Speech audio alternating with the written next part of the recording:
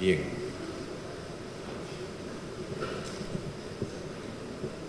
Dese cuenta por relatoría. Gracias, señor presidente. Noveno Pleno Casatorio Civil. Casación 4442 del 2015, procedente de la ciudad de Moquegua. Demandante, Huber Alberto Barrios Carpio. Demandado, Rosa Estrella Reategui Marín y otro, sobre otorgamiento de escritura pública. El Pleno, en su conjunto, declaró procedente por la causal de infracción normativa de los artículos 1549 y 1412 del Código Civil. Señor presidente, los señores abogados no concurrieron a la audiencia.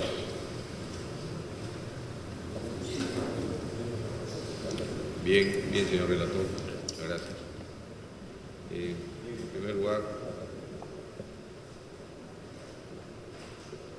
señores jueces supremos de las salas civiles de la Corte Suprema de la República, señores amigos de la curia, público en general.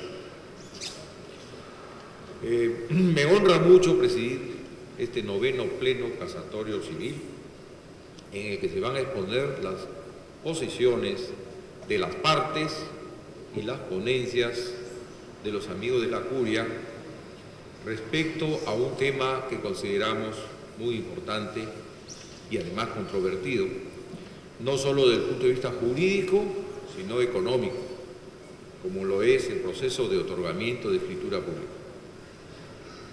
En ese sentido, antes de entrar al tema, quisiera resaltar el esfuerzo de los señores jueces supremos y del Centro de Investigaciones para realizar los plenos casatorios, que constituyen una importante herramienta para la consecución de uno de los fines, que es el del recurso de casación, que es la uniformización de la jurisprudencia, generando con ello la predictibilidad tan ansiada en los pronunciamientos judiciales y la seguridad jurídica, por cierto. Respecto a lo que es materia de este pleno casatorio, hemos advertido que en el ámbito jurisdiccional existen pronunciamientos contradictorios entre los jueces al resolver el asunto, el tema del otorgamiento de la escritura pública. Y tenemos la posibilidad de, en esos momentos, antes de otorgar o no otorgar una escritura, ver la posibilidad de revisar la validez del acto jurídico contenido en esa escritura o que va a contener esa escritura. Hay jueces, por supuesto, que consideran factible este análisis, porque hay otros que no lo consideran factible, dado que se trata de un proceso sumario que no puede ni debe verificarse la existencia o deficiencia de un acto jurídico. Entonces, tenemos razones que sustentan ambas posiciones. Por eso, luego de revisar los expedientes en los archivos de las salas civiles, tanto permanente como transitoria, se ubicó este expediente, el 4442-2015, que es la base de discusión en este pleno casatorio. Dicho esto, señores aquí presentes, señores jueces supremos, damos la bienvenida y damos inicio a este noveno pleno casatorio con la intervención de los amicus curia que han sido invitados en esta oportunidad. Muchas gracias. Señor relator, pasamos al siguiente punto. Vamos a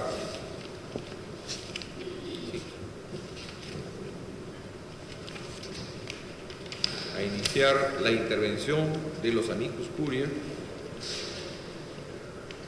con la intervención y exposición del doctor Juan Espinosa.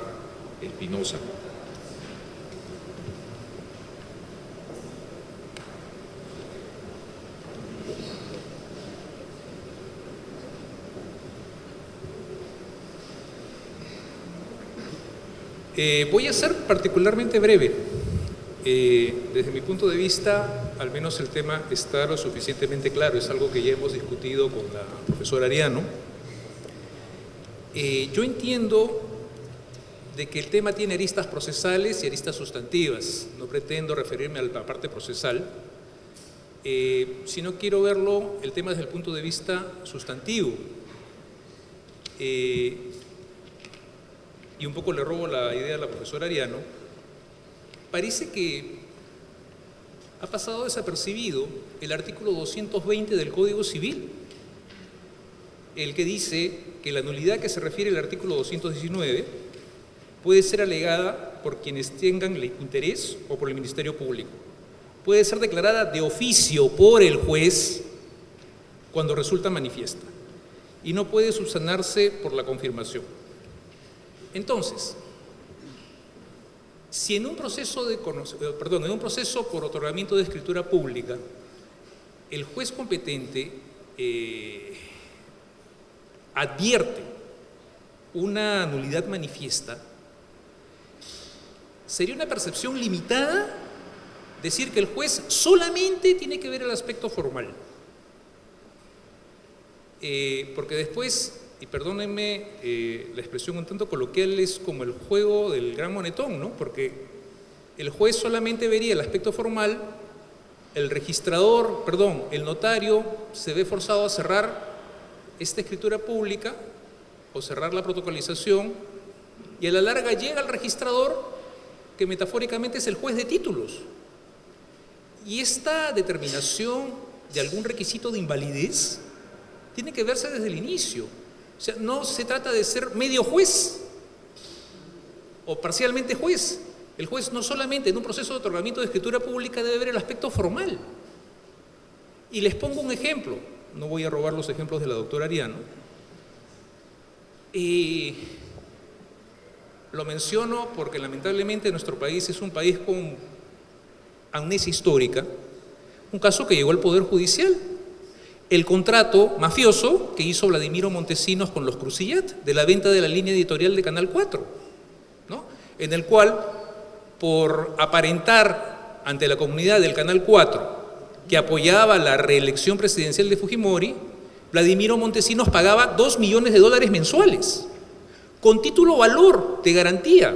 Todo eso se ha visto en el Poder Judicial en el proceso penal.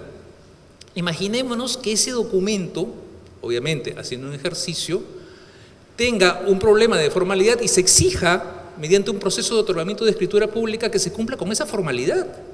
¿Cómo es posible que un juez solamente se limite a decir de que tiene que ver el aspecto formal? Forzosamente tiene que ver todos los elementos integrantes del acto jurídico, ¿no?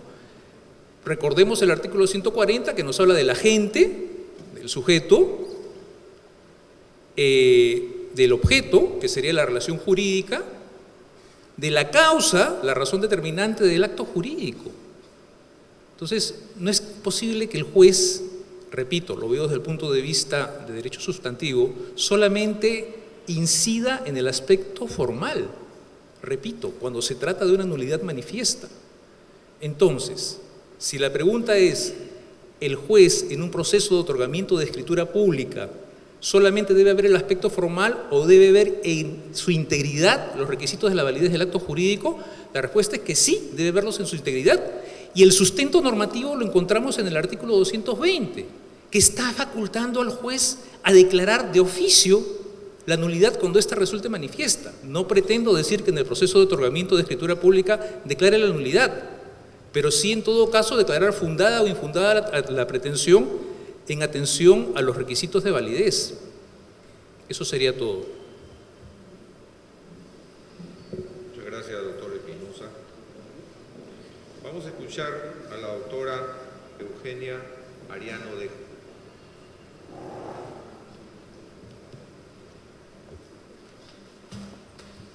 Buenos días, señor presidente de este 9º Pleno Casatorio Civil, señores jueces supremos, colegas, profesores, público que ha venido tan interesado por ello. Este tema que aparentemente es sencillo, pero que tiene un gran trasfondo, No es sencillo para nada. De todas las resoluciones que me han alcanzado, hay ciertamente las dos posiciones extremas y hay una intermedia, pero en todas ellas se menciona algo que creo que es el gran problema, ¿no? Que es que el proceso de otorgamiento de escritura, se dice reiteradamente, y leo una de las últimas, que es una casación, es este mismo número. Es este caso, qué raro, viene con el mismo número. Se dice, ¿no? Perdón. Es la casación 3795-2014, donde se dice, fundamentalmente, que reiteradamente el Tribunal Supremo, que en los procesos de otorgamiento de escritura tienen como finalidad formalizar un acto preexistente. ¿No? Nada más, nada más. Y segundo, la otra idea, que es donde voy a incidir, se ha dicho, ¿no?, que en este tipo de procesos de otorgamiento de escritura no se discute la validez del acto jurídico, no se discute, esta es la palabra discute, la validez, sino que si debe cumplirse o no la formalidad requerida, agregándose que ello es congruente con la pretensión, y con la calidad sumarísima del proceso que impide discusión sobre temas que deben dilucidarse en procesos plenos. Y este es el gran problema, esto último, que para mí es el gran error. Un proceso de otorgamiento de escritura se articula por el sumarísimo porque la ley se le ha ocurrido. Con el viejo código era un juicio ordinario y nadie hubiera podido sostener estos argumentos. El Código Procesal Civil modifica el Código Civil como tantas cosas que hizo y dijo, el proceso de otorgamiento de escritura es sumarísimo. Quizá pensó que era muy sencillito y era suficiente que fuera sumarísimo. No sabemos porque nunca nos dijeron por qué hicieron esas modificaciones. Pero aclaremos algo. ¿Qué cosa es este sumarísimo? El sumarísimo que lleva ese nombre no significa que lo que allí se ve sea visto con cognición sumaria. La cognición sumaria es otra cosa. Sumarísimo pues está puesto como sinónimo de breve en su estructura procedimental. Comparado con su hermano un poquito más gordo, que es el abreviado, ¿no?, es un poquito más comprimido, nada más. Ahora, tiene una gran diferencia, debida a la arbitrariedad del legislador, porque no hay ninguna razón que lo justifique, que es que no se puede reconvenir, nada más. Existen otros factorcitos que cada vez han disminuido más y además los jueces no le hacen caso, que es en el caso de cuestionamientos probatorios, solamente puede aprobarse con medios probatorios de actuación inmediata y por lo general esto es dejado de lado. Así que por todo lo demás, un sumarísimo, digamos, en donde se plantea cualquier pretensión, es plenario. Porque hay que aclarar qué significa sumario en sentido técnico. En sentido técnico significa limitación de la cognición derivada de que la propia ley establece que aquí solo se discute, que es lo que pretenden decir acá, solo se discute, como ocurre en los interdictos posesorios, la posesión en sí por sí. Ahí de ustedes, no se pongan a discutir sobre si se tiene derecho o no se tiene derecho. Por lo tanto, eso se resuelve solamente sobre un pequeño angulito de una controversia que bien podría ser mayor y por lo tanto, eso sí es un típico, clásico, además e histórico proceso de cognición sumaria por el objeto. El otro clásico está puesto en la ley, y conversaba con el doctor profesor Arata, es el caso del desalojo, pero no cualquier desalojo, el desalojo por vencimiento de plazo en el contrato de arrendamiento o por vencimiento o por falta de pago de la renta, ¿no? Cuando se funde eso hay limitación probatoria. Cualquier otra causa que no tenga una limitación probatoria o no se derive del objeto propiamente dicho, es un proceso plenario. Y es un proceso plenario porque no hay limitación de lo que puede constituir objeto de discusión. No digo objeto, porque aquí se dice, y esta es la idea equivocada, que aquí no puede discutirse de la validez. ¿Por qué? Porque es sumarísimo. Y no es pleno en consecuencia. El sumarísimo es tan plenario como lo es un abreviado y como lo es un proceso así llamado de conocimiento, salvo que exista un factor sumarizante establecido por la ley. Por lo tanto, un sumarísimo es capaz, como procedimiento, es capaz de albergar toda la discusión. Lo que no es posible es reconvenir, lo que no significa que no se pueda excepcionar. Es decir, que no pueda ser contralegado por el demandado. En este caso, en el caso que ha motivado la convocatoria a esta sesión, pues los demandados estaban en rebeldía, pero digamos que no hubieran estado en rebeldía y que hubieran dicho al contestar la demanda, la mujer que no había intervenido para nada, y pues que no, bueno, yo no he intervenido para nada, este acto está viciado, es nulo, es ineficaz, todo lo que los civilistas discuten, ¿no? Si es ineficaz o es nulo, lo que fuera, y lo pone sobre el tapete. Podría discutirlo, pero que no, faltaría que no pudiera. ¿Cómo que no puede? En un otorgamiento de escritura se está pidiendo, se está pretendiendo el cumplimiento de una formalidad porque así lo pactaron las partes, porque la ley lo estableció, porque lo que sea. Eso es un punto segundo frente a la validez del acto. No basta que haya un documento o lo que fuera en donde se establece la obligación que pudieran haber pactado las partes para formalizarlo notarialmente.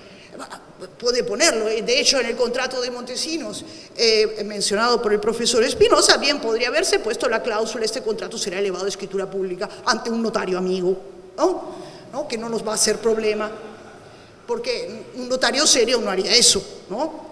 Y ese es otro detalle, ¿no? El tema, ¿no? ¿Cómo un juez no va a poder apreciar? La parte lo puede deducir. ¿Qué es lo primero? Si se puede discutir, porque ¿quién discute? En principio discuten las partes. En el caso, debo decir, quien puso el tema de la validez, lo puso el propio demandante. El propio demandante afirma en su demanda y dice expresamente: este contrato es válido, ¿no? Dice todo, tiene todo, y menciona todos los elementos del acto. Me menciona, dice, tiene esto, ¿no? Habla primero, ¿no?, de que celebró el contrato por teléfono con la mujer, y luego dice que hay una manifestación de voluntad tácita. Es un poco contradictorio el hombre, pero importa. Lo cierto es que él mismo pone sobre el tapete la validez, y aunque no la pusiera por implícito, forma parte de la causa petente de cualquier pretensión, sobre todo en este debería ser absolutamente pacífico, ¿no? Debería ser absolutamente pacífico, que obviamente un prius, uno que va antes, alguien que está pidiendo el otorgamiento de una escritura pública, de un acto que fuera, que no 100 sobre 100, creo que son contratos, porque si no, no había nadie del otro lado, ¿no?, a quien exigírselo, que hay que determinar la validez, aunque la otra parte no lo establezca, qué es lo que significa esa, entre comillas, declaración oficiosa del segundo párrafo del artículo 220 del Código Civil.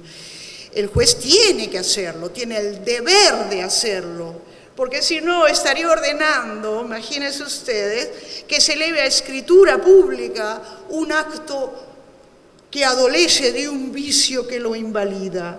Y llegaría este pobre notario, que no es un notario amigo de Montesinos, sino que es un notario serio, como son los notarios, y él no podría hacer uso de ese derecho que le da la ley del notariado de no elevar a escritura pública un acto que es contrario a la ley o a las buenas costumbres o a la moral.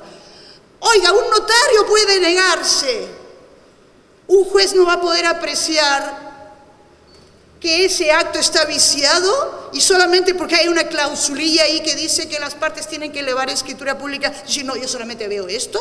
Por supuesto que puede, ese problema no debería ni plantearse, pero el gran obstáculo ha sido esta idea, y es esta idea de que el sumarísimo no podría discutirse de la validez. ¿Cómo que no? O lo pone en cuestión la propia contraparte, o lo pone en cuestión el juez. Ahora, otra cosa es que obviamente el juez tiene que ponerlo sobre la mesa. tiene que activar el contradictorio.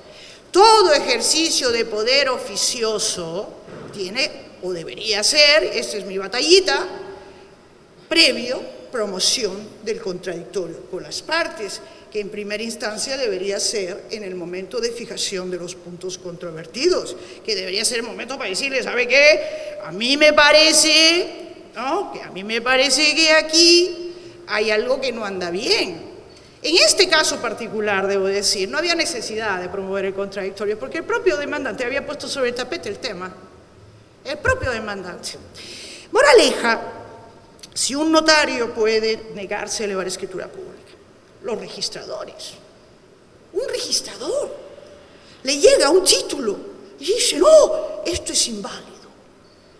Expresamente la ley le autoriza a controlar la validez del acto. Tiene que hacerlo, si no incumple su deber. ¿Cómo no lo va a poder hacer un juez? O sea, el hecho de que surja este problema es lo que más me preocupa.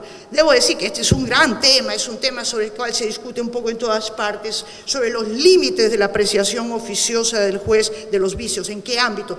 Este es el menos controversial, porque se está pidiendo el cumplimiento de algo, y en donde es muy fácil la solución.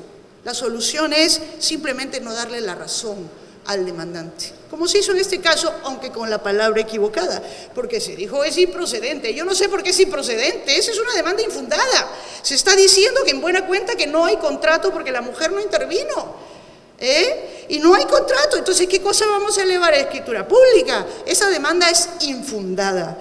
Y les, como cuestión de solución frente a la pregunta que implica la convocatoria a esta reunión, pues obviamente sí puede discutirse, y puede discutirse en este y en cualquier otro proceso, con invitarles a la reflexión sobre la sumariedad, que en este caso no hay ningún factor de sumariedad, y lo que aquí se decida está en aptitud de devenir cosa juzgada. Y eso es abre otra cuestión que en casos como estos no se presentan, que sería un largo discurso, un larguísimo discurso sobre la eficacia externa, ¿no?, de una decisión como esta. Pero por lo tanto, cerrando, pues yo pienso que hay que reponer en cuestión aquello que aquí lo único es que se discute, si es que se debe formalizar o no formalizar, sino que también de suyo, por implícito, porque así lo han planteado las partes, pues debe necesariamente, y con ello y en ello cumpliría su función el juez, debe necesariamente determinarse si el acto es válido o no. Muchas gracias.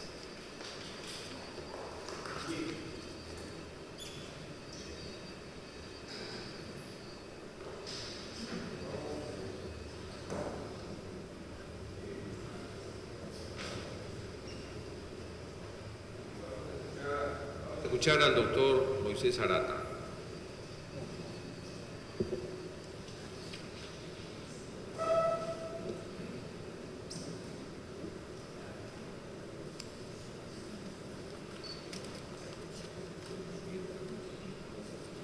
Muy buenos días, señor presidente de esta sala plena, señores miembros de este pleno casatorio. Voy a hacer unas breves reflexiones sobre la casuística que ustedes han tenido a bien compartir con nosotros para poder analizarla en este pleno y poder evaluar si corresponde o no corresponde fijar un criterio determinado. Obviamente hay criterios encontrados. Creo yo que ayuda mucho ver qué es lo que tenemos entre manos. Primero, normalmente tenemos contratos de compraventa sobre predios. No he visto, ni en material adjuntado, ni en la práctica, que alguien demande el otorgamiento de escritura pública respecto de unas acciones o respecto de unos bienes, porque eventualmente no los necesita. Y entonces el problema fundamental es inmobiliario. Segundo, se aprecia que en muchos casos el precio se encuentra pagado, se encuentra íntegramente pagado. Y salvo los casos de venta de bienes futuros en donde los compradores suelen pagar por adelantado el precio y esperar que después se formalicen los actos, pues este es un típico caso de falla en la contratación inmobiliaria, ¿no? Normalmente, quien actúa de manera diligente o racional trata de condicionar el pago a que a su vez él reciba el título que le va a permitir acceder al registro. Eso es lo usual. Entonces nos enfrentamos normalmente a casos en donde faltó racionalidad en el comprador, ¿no? Ese comprador que de repente solo lo hizo por teléfono con la esposa y por escrito con el esposo, ¿sí? No fue muy racional. Cuarto, se aprecia que en muchos casos los demandados son declarados rebeldes. Parece ser que como que se fían, el contrato está tan mal hecho que no va a pasar nada, así que de repente mejor no litigo. Y cuando litigan, sí litigan y tienen razones para cuestionar. Se aprecia de la casuística que cuando litigan, por ejemplo, demuestran que antes de iniciado el proceso de otorgamiento de escritura pública, por ejemplo, ya se había resuelto el contrato de pleno derecho por una cláusula resolutoria expresa, ¿sí? No voy a hacer referencia al tema del sumarísimo, que ya lo analizó la doctora Ariano, y comparto con ella las apreciaciones procesales que ha hecho sobre esto. Otra cosa que se advierte es que de alguna manera se actúa en forma mecánica, se formaliza mecánicamente el documento escrito que pudiera presentar la parte demandante. Eso causa muchos problemas después en registros. Por ejemplo, hay un problema no de identidad del bien, pero de mala descripción del bien en el documento privado, en la minuta que sirve de recaudo a la demanda. Y el juez, en su sentencia, manda a otorgar la escritura pública y formalizan, como dicen, solamente ese documento privado tal cual venía. ¿Qué pasa en el registro? Que el registrador obviamente hace observaciones. Y por ejemplo, un precedente del Tribunal Registral dice: señores, ¿el juez podrá aclarar la escritura pública que otorgó? Sí, solo sí. Esa aclaración aparece en su propia sentencia como algo de lo que él está convencido. Está convencido que el inmueble que se describió como un inmueble de 180 metros, pues terminó siendo un inmueble de 140 metros. Está convencido de la identidad de eso porque hablaron, como uno de los casos que ustedes nos han alcanzado, de el inmueble ubicado en el segundo piso y en el segundo piso no hay otro que ese. ¿Está convencido el juez? Si no encuentro que el juez está convencido, el registrador observa, tacha finalmente, y entonces el proceso no le sirvió de nada al demandante, ¿no? Luego, la protocolización notarial. La protocolización notarial en estos procesos le quita al notario toda posibilidad de control de legalidad, que es precisamente uno de los primeros filtros del sistema para poder después, a través del sistema registral, asignar unos efectos muy potentes a la inscripción, como son la legitimación, la oponibilidad, la fe pública registral. Entonces, esa capacidad que normalmente tiene un notario de controlar legalidad, de poner a prueba en esta primera barrera que está frente a un acto practicado por personas capaces, con libertad y a las que identifica, y además para controlar que efectivamente estén formalizando un acto válido, pues eso se elimina. Y terminamos en el registro enfrentados justamente a todo aquello que no se controló antes, ¿no? Entonces, yo diría que la línea jurisprudencial clásica que establece que solamente se busca revestir de determinada formalidad el acto jurídico, no discutiéndose en esta vía los requisitos para su validez, de allí que se sustancia en la vía sumarísima, es una línea muy dura, porque no tiene en cuenta que la finalidad de las partes no es simplemente asegurar la prueba de que contrataron. La finalidad de las partes, si nos atenemos a la experiencia, a estos casos que son compraventa de inmuebles, la finalidad de las partes, la finalidad del demandante es lograr el título inscribible. Y por supuesto que esto debe ser controlado. No necesariamente es cierto que con pasar a controlar validez perdamos necesariamente alguna de las consecuencias que las sentencias casatorias suelen extraer de esa línea, ¿no? Una de las consecuencias de esa línea clásica es, sí, pues, porque después podrá demandarse la invalidez o la ineficacia en otro proceso. Aquí no hay cosa juzgada, no estamos prejuzgando el mejor derecho, no estamos discutiendo la entrega del bien, ni estamos discutiendo normalmente el tema del precio. No obstante ello, me parece que hay en los últimos años una tendencia más flexible, una tendencia preocupada por advertir que, por ejemplo, a veces uno se enfrenta a un documento falso, porque el demandado demuestra con una pericia que nunca firmó. O uno se encuentra en un supuesto de falta de representación suficiente, supuesto en el que hay sentencias contradictorias. En el mismo material hay un grupo de sentencias a favor y otro en contra. O el caso del cónyuge no interviniente, que también tiene sentencias contradictorias. Y otro caso es el de la ineficacia sobreviniente por aplicación de la cláusula resolutoria expresa. Ya se resolvió el contrato. Si de lo que se trata es de encontrar que esa obligación de formalizar tiene un soporte, pues ese soporte ya no existe. ¿Cómo no se va a declarar infundada la demanda? ¿Cómo voy a seguir dándole efectos a un contrato que ya no los tiene? ¿No? Entonces, a mi entender, creo que podemos, si queremos, mantener la idea de que se está formalizando un contrato, pero lo que debemos reconocer es que la finalidad del proceso es lograr el título inscribible. Reconocer los casos de nulidad manifiesta, pero también los casos de inexigibilidad de la obligación de otorgar la escritura pública, porque a veces eso se desprende del propio pacto. El propio pacto señala, por ejemplo, hasta que no termines de pagarme, no te voy a otorgar la escritura pública, y es obvio, ¿no?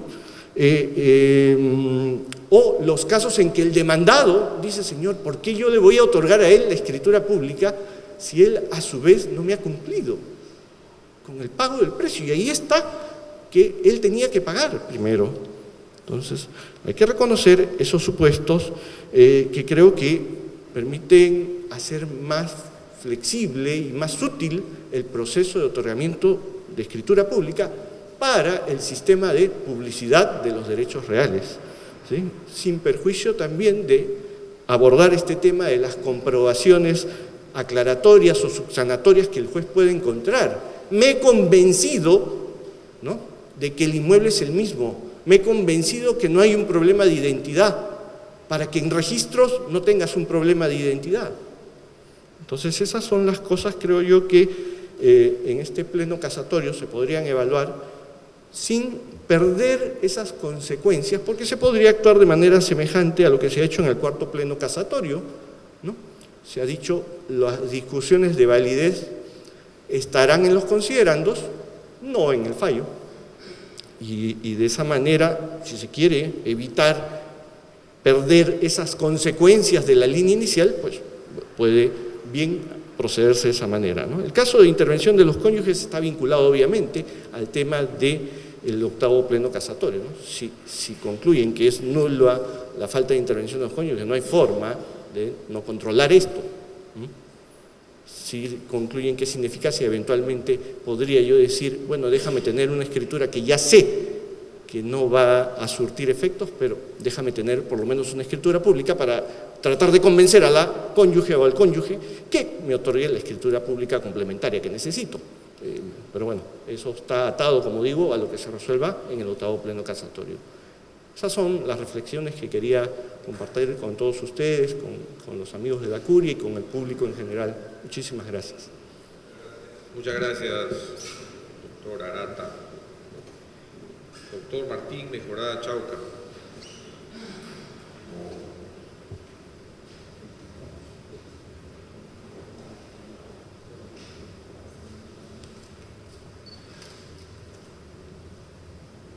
Señores jueces supremos, amigos de la Curia, público, muchas gracias por la invitación y el honor de participar de este evento tan importante para definir aspectos dudosos en derecho y que por supuesto se muestran con gravedad cuando el Poder Judicial emite resoluciones que no concuerdan en el tiempo, evitando las decisiones económicas eficientes y la predicción en las inversiones y también, por supuesto, en la actividad cotidiana de las personas naturales.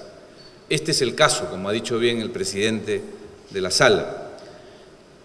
Se plantea si es posible, en el proceso de otorgamiento de escritura pública, discutir la validez del contrato cuya formalidad se pide en este proceso. Sostengo que sí es posible que esa discusión se realice. Y esta discusión no tiene que ver con quién la plantea, y ni siquiera si hay una litis al respecto. En realidad el tema, supongo, es lo que se ha querido decir, de si debe ser analizada en la vía del proceso de escritura, del otorgamiento de escritura, la validez del acto cuya formalidad se pide. Si debe ser analizada, puesto que en efecto podría no haber discusión al no haber resistencia por parte del demandado, o dado que el propio demandante no ha planteado el asunto como un tema discutible, como ocurrió en el caso que es materia del Pleno. ¿Debe ser analizada la validez? Sostengo que sí. Y sostengo que sí porque en el proceso de otorgamiento de escritura pública el demandante está pidiendo que se cumpla un derecho suyo, que es el derecho a la forma del contrato, el derecho a que el contrato tenga un revestimiento material. Esa es la formalidad del contrato.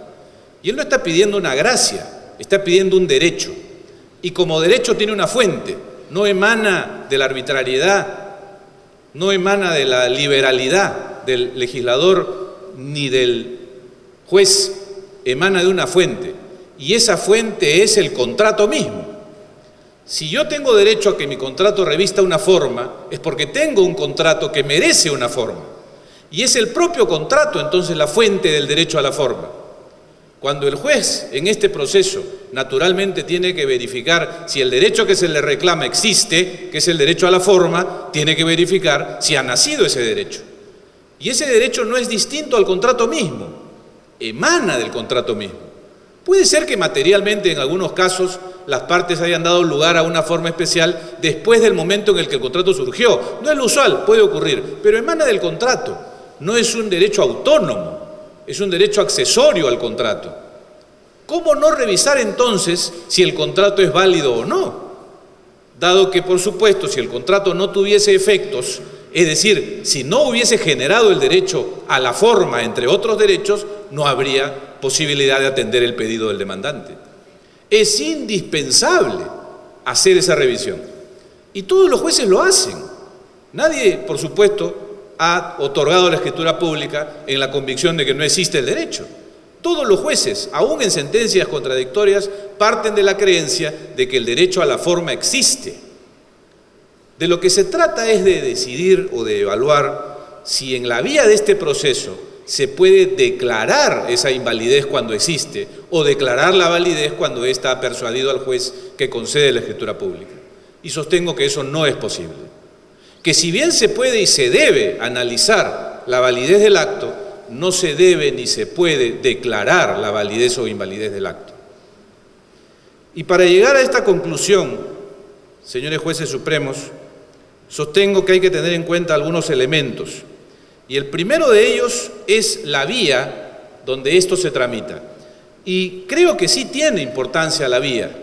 Creo que la decisión de haber consignado esta forma de atender el pedido sobre el derecho a la forma del contrato, prevista en el artículo 14.12 del Código Civil, no es arbitraria.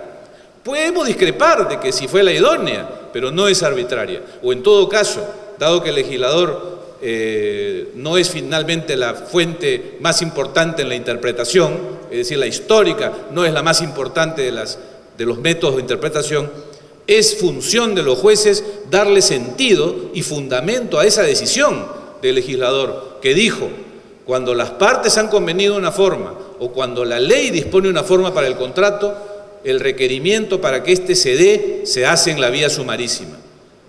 Entonces la determinación de los alcances del trabajo judicial en la evaluación de lo que se le pide para que se cumpla el derecho a la forma del demandante, es uno que tiene que ver con esa vía. Es indispensable. Y es muy importante decir que esta sala, la sala plena, ya revisó la importancia de la vía sumarísima en el alcance del análisis judicial a propósito del cuarto pleno casatorio sobre desalojo. Ya la sala dijo con muy buen criterio que es en razón del sumarísimo que la evaluación que ahí se haga de la condición del demandante como propietario y del demandado como precario es una evaluación ligera, es una evaluación de urgencia, es una evaluación que en razón de todo lo que implica lo sumarísimo es una decisión provisional. Porque hay que atender el reclamo de quien dice ser dueño y hay que sacar rápido a quien no tiene título alguno. Esa es la razón. En el caso del desalojo por precario. ¿Cuál será la razón en el caso del sumarísimo para otorgar la forma? No creo que sea arbitraria. La forma en los contratos es en muchos casos, y como bien se ha recordado, la experiencia lo señala, una exigencia del mercado fundamental, y diría yo una urgencia fundamental que en los tiempos más recientes se torna más clamorosa: el acceso al registro. ¿Por qué los contratos sobre bienes tienen que acceder al registro si los sistemas traslativos de derechos reales, casi ninguno, solo la hipoteca, existe en vía del registro? Todos los demás se adquieren por consenso, la propiedad y los demás derechos reales, salvo la hipoteca. ¿Por qué tendrían que acceder al registro?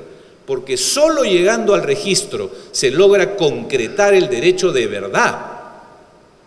El consenso que describen las normas sustantivas no es suficiente y el propio sistema legal lo acepta. Las normas de concurrencia de acreedores, 1135 y 1136, las normas de fe pública registral, 2014, y otras similares de la legislación especializada señalan: solo quien tiene un derecho sobre bienes inscrito conserva ese derecho. Es evidente entonces que todo aquel que contrata sobre bienes espera concretar ese derecho y conservarlo. Nadie adquiere o contrata un derecho admitiendo la posibilidad de que lo va a perder sin su voluntad por la existencia de un fraude o por la concurrencia de acreedores que él desconocía. Todo aquel que contrata para adquirir bienes espera conservar ese derecho y ese es el mandato de la ley. De otro modo sería un sistema que dice: usted adquiere un derecho pero lo puede perder. Ese sistema no sería decente, un sistema no sería civilizado, no sería un sistema que dé certeza a los titulares de derechos, empresarios o personas naturales, para operaciones complejas o para operaciones domésticas. Es igual. Todo aquel que adquiere o pretende adquirir un derecho sobre bienes requiere conservarlo. Y es en ese propósito que la vía para llegar al registro es la escritura pública. Porque también la ley lo dice. Si para el acceso al registro no se requiriese escritura pública, todo este análisis cambiaría. Pero el acceso al registro es la escritura pública y es probable que pasen décadas antes de que eso cambie. Por esa es la urgencia de tener la escritura pública.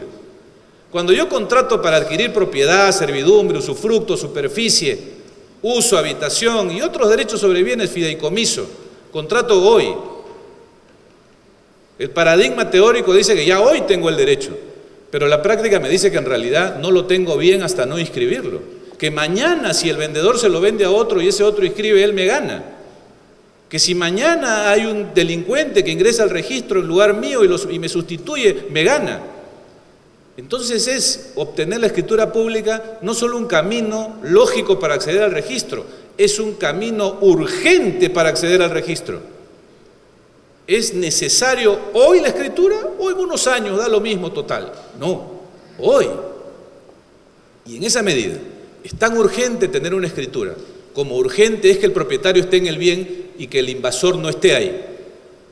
Coincido entonces con el planteamiento que se ha hecho en el cuarto pleno y que además informa todos los supuestos que se tramitan en la vía sumarísima: alimentos, interdictos, desalojo, donde todos tienen de común la urgencia en la atención del asunto. Y la urgencia supone un castigo a la evaluación, no digo poco seria, porque coincido con la profesora Ariano en el sentido de que la brevedad no es una licencia para la ligereza. La brevedad nos impide recursos que podríamos tener en otras vías, pruebas que podrían actuarse, mecanismos, informes, pericias que podrían concurrir, pero que en la vía sumarísima no son posibles. Y que además no son posibles, no hay que decirlo con pena, no son posibles porque hay un valor superior, la urgencia. Si esto es así, entonces yo tengo una primera gran conclusión que quiero compartir, y es que no solo será obligación o derecho de quien pretende haber adquirido la propiedad el acceso a la escritura pública y que ésta se tramite en la vía sumarísima, sino de todo aquel que pretende un derecho sobre bienes, aun cuando no sea propiedad, porque todos ellos quieren acceder al registro. Igual pierde el derecho quien pretendía la propiedad que quien pretendía la superficie, el usufructo o la servidumbre, si es que no accede al registro. Y las estadísticas los dicen, hay más servidumbres, superficies y arrendamientos inscritos en los últimos 10 años que lo que existieron en los 50 años anteriores, porque el mercado inmobiliario demanda eso. El mercado dice, ¿cómo adquiero un derecho de arrendamiento, de superficie, de servidumbre que sea sólido? Inscríbelo. Necesito una escritura, es urgente tenerla. Esa es la razón, en mi opinión, señores jueces supremos, de la sumariedad, y es por tanto el escenario que va a describir qué es lo que, en mi opinión, los jueces pueden hacer en ese escenario. ¿Qué es lo que pueden hacer o no? Y creo que lo que ahí pueden hacer es un examen de validez, ciertamente. Pero esta validez no puede entenderse en la noción tradicional de la validez, porque lo que nosotros conocemos por validez es la nulidad y la anulabilidad. Lógicamente, el análisis de si el demandante tiene derecho o no a la forma que está solicitando, la escritura, supone en realidad un análisis de exigibilidad y no solo de validez o invalidez, porque la exigibilidad es un concepto más amplio y que es el pertinente para evaluar si el solicitante tiene o no razón al pedir que se cumpla la forma. Efectivamente, el acto de donde emana su derecho a la forma puede ser nulo y en consecuencia no le corresponde la forma, pero puede ser también ineficaz porque el contrato está sujeto a condición suspensiva, o puede ser que habiendo nacido válidamente ha muerto porque se ha resuelto o porque se ha producido la condición resolutoria o se ha dado un plazo resolutorio, o porque ha operado una excepción de incumplimiento que sin matar el contrato suspende las prestaciones. Y en todos esos casos, lógicamente el que dice tengo derecho a la forma, pues tiene un derecho que no es exigible y el juez no debe atenderlo. Esa es entonces la segunda reflexión, que creo que en el análisis no debe cerrarse esto a la evaluación de la validez en un sentido estricto de la teoría civil y de los conceptos que el Código nuestro utiliza, sino que es un tema de exigibilidad y que la información que se nos ha proporcionado da cuenta de eso precisamente, porque hay muchos casos acá en los cuales la defensa no pasa por acusar la invalidez, sino pasa por acusar que el contrato, habiendo nacido válido, no existe, se resolvió, o que habiendo existido la obligación de cumplir con la forma, esta ha prescrito, pero no ha caducado, o sea, el derecho a la forma existe, pero no es exigible judicialmente. El tema se presenta en la realidad y los jueces lo han abordado. Creo que esto entonces, como segunda reflexión, es importante considerarlo, porque no se trata solo de evaluar la nulidad o la anulación. Y es importante por lo que se puede creer, y es que este es un escenario, se dice, donde debemos poner en juego esta competencia del juez para anular de oficio. El juez puede anular de oficio, sin duda, pero el juez no puede resolver de oficio. No puede ser una declaración de resolución o una declaración de ineficacia, que tiene que ver con aspectos más contractuales. En tercer lugar, dado el escenario y el concepto de invalidez que se debe discutir durante el proceso que propongo, lo siguiente, y con esto voy terminando, es ¿qué criterios debe tener el juez para hacer este trabajo sumario, provisorio, cuya decisión no va a ser definitiva sobre los derechos involucrados, bajo un concepto general y más amplio de invalidez? A diferencia de lo que ocurría en el precario, donde el demandado gozaba de una presunción, porque siendo poseedor el demandado gozaba de una presunción legal que es la de creerse que es el dueño, y entonces el demandante tenía un trabajo más esforzado porque debía romper esa presunción. Aquí es necesario dotar a la judicatura de principios o criterios para que el juez haga esta evaluación sobre base de algunos elementos objetivos que le permitan llegar a soluciones predecibles. En primer lugar, sobre este punto, creo que es inevitable que el Pleno se pronuncie, como lo hizo en el caso del cuarto Pleno, sobre determinados supuestos. Determinados supuestos en los que se considerará que la defensa del demandado impide el otorgamiento de la escritura, o lo que es lo mismo, determinados supuestos en los que procede el otorgamiento de la escritura a pesar de la defensa del demandado. En segundo lugar, sobre los criterios que se podrían utilizar, pues no existe un principio general que ayude a la decisión en general de las defensas o a dilucidar las discusiones o el debate o la cuestión que se pone sobre la mesa en esta materia. No existe un principio general. Hay algunos principios sueltos que son los que quiero compartir en razón de los casos que he podido ver en el material que se nos acompañó. Por ejemplo, cuando la defensa consiste en alegar que el contrato es inválido porque no participó el cónyuge y hay una duda sobre si en efecto esa no participación se dio porque en realidad sí llamó por teléfono y hay testigos, ¿cómo resuelvo? En primer lugar, el juez tiene que resolver si está convencido de que existe el derecho a la forma o no. Tiene que resolver. Pero ¿cómo se ayuda? Porque ese es el propósito del Pleno, a tomar esa decisión. Los principios y las presunciones. En el tema que traigo a colación, que es uno de los que he visto repetidos, el principio, y que es norma legal, según el cual los bienes adquiridos durante el tiempo de las sociedades gananciales se presumen comunes o se presumen parte de las sociedades gananciales. Esa presunción ayuda al juez para ese caso concreto, porque entonces quiere decir que la posibilidad de que el demandante que pide el otorgamiento de la escritura prescinda de la participación de los dos cónyuges es absolutamente imposible cuando esta presunción va en su contra. Se construye una solución entonces a partir de la presunción, pero para el caso concreto, no hay una presunción en general, ¿verdad? El otro supuesto que he visto repetido es el de la representación, que el que firmó la escritura del lado del demandado pues no tenía representación. No hay una presunción, pero hay una exigencia muy dura, que es la que para disponer de bienes se requiere que el poder conste de manera indubitable. Tras ese mandato fuerte del Código Civil está la exigencia de que en la evaluación de la existencia de la representación el juez tiene que ser especialmente demandante, exigente y riguroso. Por tanto, si la defensa es que no hubo tal poder porque no consta de manera indubitable, esa norma inclina la balanza en favor de quien se defiende, haciendo referencia a que no existió tal poder. En tercer lugar, diría que la otra herramienta tiene que ver con el carácter general de los contratos y el principio de conservación. Cuando el demandante dice que tiene derecho a la forma, es porque el contrato, se entiende, existe, es válido. Y si hubiese alguna discusión sobre ese hecho, donde el demandado dice que no es válido, que está suspendido, etc., pues el principio general que la judicatura tiene que acoger, creo, es el de la conservación del acto. Ante la duda debe entenderse que el acto es válido. Ayuda a la concreción de una decisión. No la define, porque no es posible, eso se verá en cada caso concreto, pero ayuda.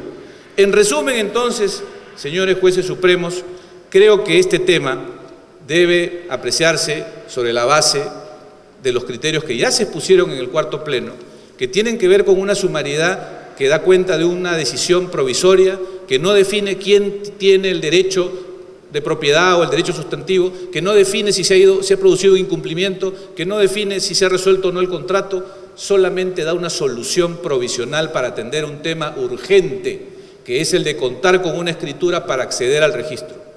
Si después resulta que aquel a quien le obligaron a suscribir la escritura, pues en verdad no estaba obligado, a la manera como el precario que salió del lugar cuando en realidad no debió salir, podrá por supuesto revertir la situación en un proceso donde esta primera impresión que se genera en la sumariedad se rompa sin responsabilidad para el juez, como dice bien en el cuarto pleno. Muchas gracias, señores magistrados. Muy buenos días, señor presidente, señores magistrados, apreciados colegas, público asistente. En primer lugar, rápidamente quiero agradecer la deferencia de que he sido objeto con esta invitación para compartir algunas ideas en un evento de esta naturaleza. El planteamiento de este pleno casatorio es acerca de si se puede discutir sobre la validez o invalidez de un contrato cuya escritura pública es solicitada en juicio. Además, en el contexto de un procedimiento que es calificado por el Código Procesal y recogido en esta norma por el Código Civil de sumarísimo. Yo primero quiero decir que mi posición, mi planteamiento sobre esta interrogante es que sí se puede discutir, se debe discutir, y si llega la situación es imperioso discutirlo. Comparto plenamente lo que acabo de escuchar de mi colega distinguido, el doctor Martín Mejorada, en el sentido que no solamente se debe discutir la validez o invalidez, que es lo que trae a colación este caso específico, y por eso es que seguramente esa es la interrogante que se plantea como tema en este casatorio, pero evidentemente si el caso hubiera sido uno de ineficacia o de algún otro supuesto, pues habría que haberlo admitido también. Todos sabemos que el sistema de las formas en el derecho privado ha quedado prácticamente reducido a lo que son las formas solemnes, que son, digamos, un número clausus y además, creo yo, en retroceso porque las nuevas tecnologías y las técnicas van abriendo una serie de posibilidades formales que antes no existían, y simplemente la forma libre. Esto de la formalidad ad probationem ha pasado a la historia. La forma ad probationem era una forma que se consideraba que el legislador la establecía, porque era establecida por la ley, pero la establecía no con el énfasis y la relevancia y la trascendencia de la forma ad solemnitatem, en el sentido que comprometía la existencia, la validez del contrato, sino la establecía solamente porque consideraba que ese tipo de actos debían ser probados de esa manera. Y por lo tanto, aquellos que consagraban o que explicaban la forma ad probationem en su sentido más riguroso, señalaban correctamente que no había otra forma en que se pudiese probar el acto que en ella, en la que señalaba la ley. Nuestro legislador fue un poco más, digamos, un poco más laxo y señaló que si la ley exigía una forma que no fuese solemne, era solo un medio. El proyecto había dicho era el medio. La ley, creo yo, como criterio, señaló que es solo un medio de prueba del acto. Entonces, como es un medio de prueba del acto y cualquier medio puede utilizarse en defecto de entonces ya esta recomendación de la ley con relación a las formas que por ello pasan a denominarse ad probationem no tiene mayor relevancia. Pero lo que sí tiene relevancia, distinguidos señores magistrados, es que también las formas a veces no funcionan como formas. Es decir, las formas no funcionan para darle un continente al acto negocial. No funcionan para, o en un caso, darle existencia al acto cuando son solemnes, o no funciona solamente para darle una canalización, una materialización que permita ponerla en evidencia, ¿verdad? Que es lo que es una forma. A veces estas formas, y voy a decirlo por eso entre comillas, se convierten en realidad en requisitos, en exigencias. Y se convierten en requisitos o en exigencias para poder acceder a hipótesis de mejoramiento, de endurecimiento, de fortalecimiento de los derechos. Y eso es lo que pasa a ser, en ciertas ocasiones, la escritura pública, como otras formas. Por ejemplo, la ley, en el caso de concurso de acreedores, no exige necesariamente escritura pública para ganar. Claro, dice que el que accede al registro es el triunfador, pero en defecto de eso, ¿verdad?, que tiene fecha cierta, más antigua, es el ganador. Esa fecha cierta podría no ser una escritura pública y podría yo tener interés en tener acceso a una fecha cierta, aunque no sea escritura pública, para poder salir triunfador en una hipótesis de concurso de acreedores. Entonces, en ese caso, esta forma, es decir, esta solemnidad, ¿verdad?, no se requiere ni necesariamente para que el contrato exista, ni tampoco se requiere para poderlo probar, porque lo podría probar bien con la prueba que tengo. Se requiere para que mi derecho sea preferido frente al derecho de otro, que también lo puede probar de alguna manera. Pues de esto es de lo que estamos hablando acá. Estamos hablando de exigencias, de requisitos para poder acceder, en este caso específico, al registro público, como lo ha destacado el doctor Mejorada, para poder tener un derecho inexpugnable. Pero aquí lo importante, señores magistrados, es que esto juega en doble sentido, es decir, juega en dos vías, de ida y de regreso, porque efectivamente esto favorece a quien adquiere un derecho que luego entonces a través de estos requisitos formales accede a la protección por la vía del registro, por ejemplo, y entonces tiene, ¿verdad?, un derecho mejor protegido, inexpugnable, sólido.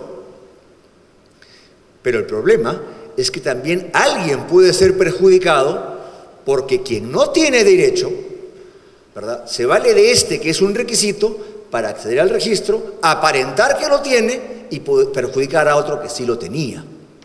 Y entonces esa es la razón por la cual resulta, me parece indispensable, que, como decía el doctor Mejorada, la fuente del derecho en el que se basa esta formalidad sea analizada.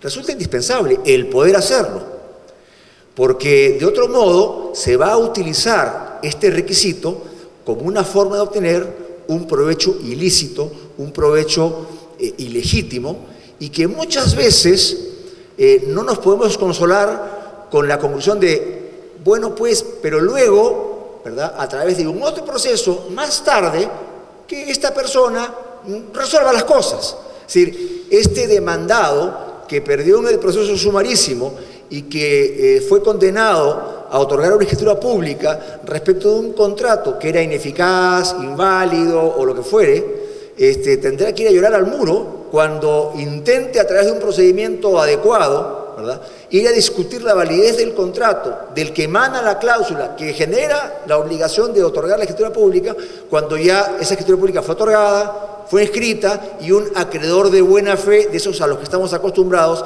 se hace del bien, inscribe su derecho y entonces se acabó la historia.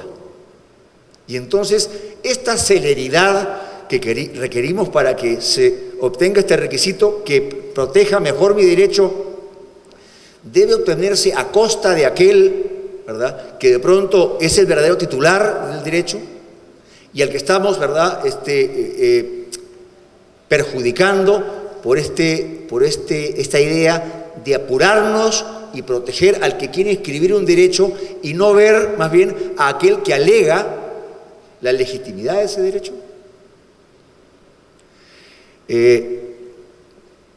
Hemos tenido nosotros una serie de circunstancias que nos han permitido abrir los ojos sobre la cantidad de mecanismos y de fórmulas que se pueden inventar para lograr perjudicar a aquellos titulares que, teniendo derecho, ven cómo a través del registro desaparecen.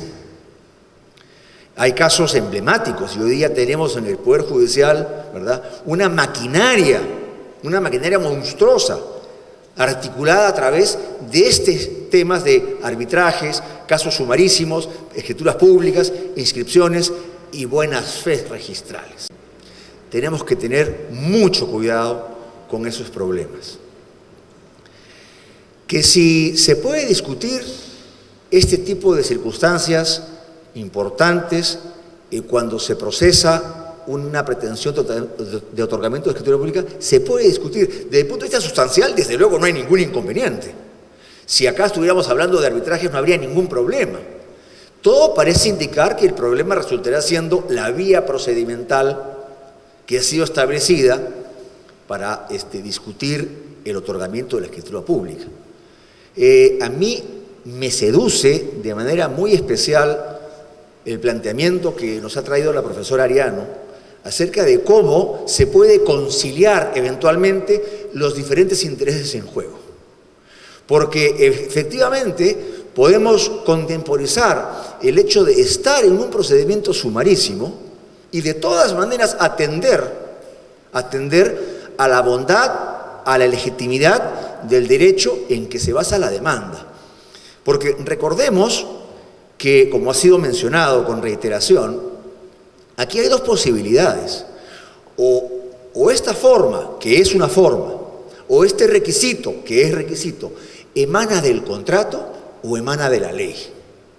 Si emana del contrato, no entiendo cómo es posible que no se pueda observar y discutir acerca de la legalidad y de la solidez del título del que emanaría esta obligación. No encuentro esa forma. Es como si alguien pretendiese exigir una obligación y no se pudiese discutir sobre si la fuente de esa obligación efectivamente existe, es válida, es real, es correcta. Es como si yo pudiese pedir el pago del precio de una compraventa y no se puede discutir sobre si la compraventa es válida, o si se produjo una imposibilidad sobrevenida, o sobre lo que fuere. Es como si alguien me dijese a mí, me demandase para el otorgamiento de escritura pública de un contrato de donación de inmuebles, en donde sí claramente la forma es ad solemnitatem. Y el juez no puede decir, no señor, no le puedo atender porque usted no ha celebrado la donación, porque la donación se celebra por escritura pública, porque el juez estaría diciendo que ese acto es nulo y estaría diciendo entonces que no hay derecho, ¿verdad?, a esa escritura pública.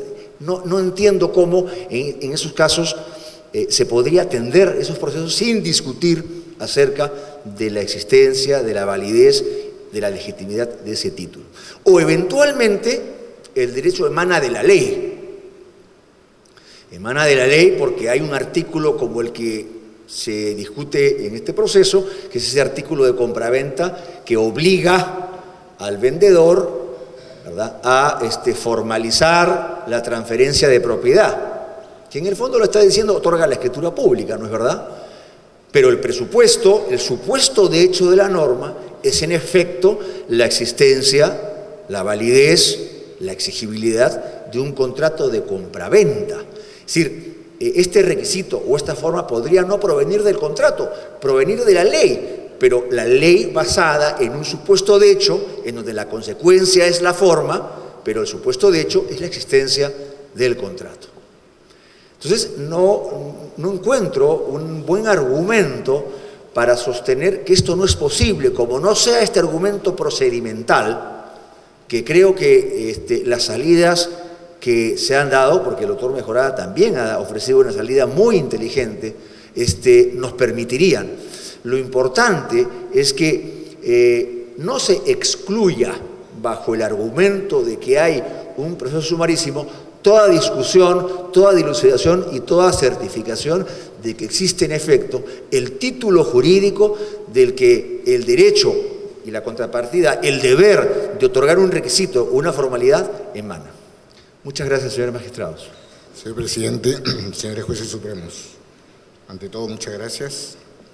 Es un honor estar aquí y poder expresar algunas ideas sobre el tema en discusión.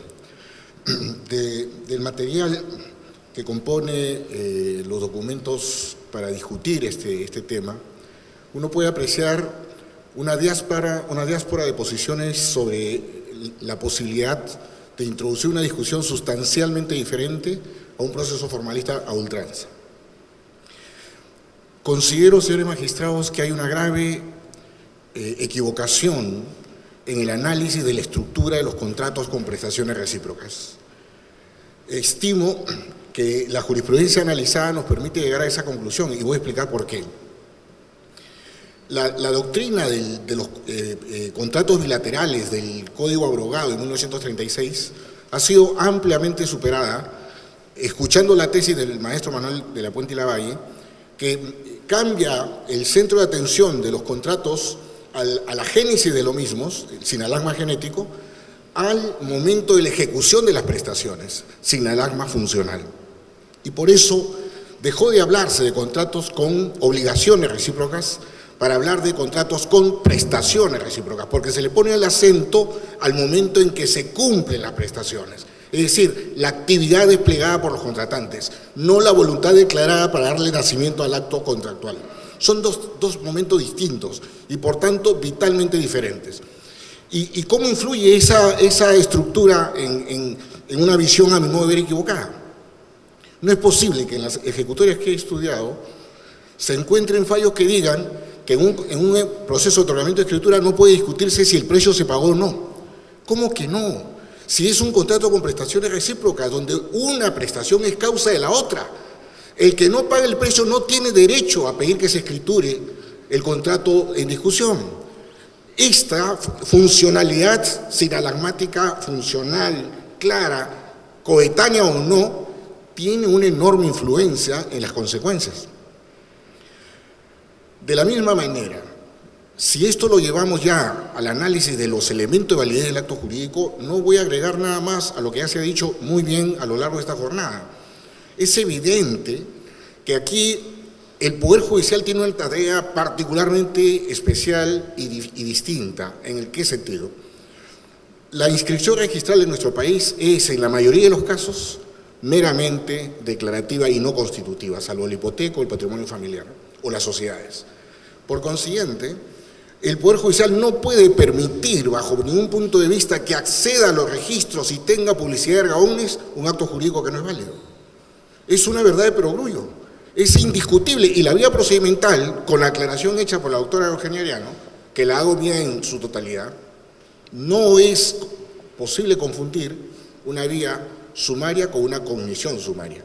Nada impide discutir claramente, y para eso también está el aporte del artículo 220, que algunos han discutido que puede ser incluso inconstitucional, porque sin que haya pretensión al respecto, pueda un juez decidir por la claridad de la invalidez sobre estos aspectos.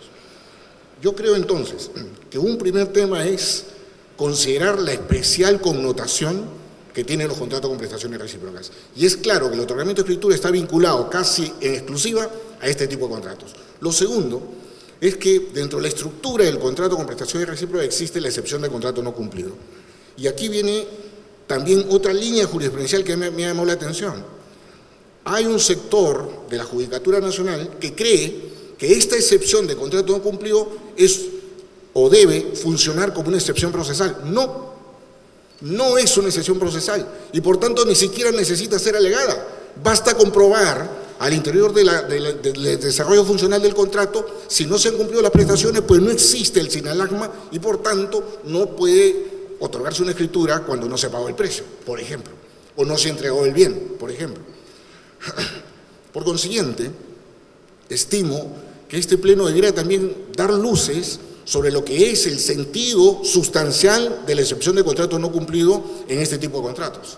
No debe, bajo ningún punto de vista, alegarse como excepción y, por tanto, un juez puede decir, como no ha deducido la excepción, no puedo pronunciarse sobre ella. Falso, porque una excepción procesal es un reclamo de liberación de la relación procesal. Alguien que quiere salir del proceso, que cree que no debe estar, que no debió ser convocado nunca a él.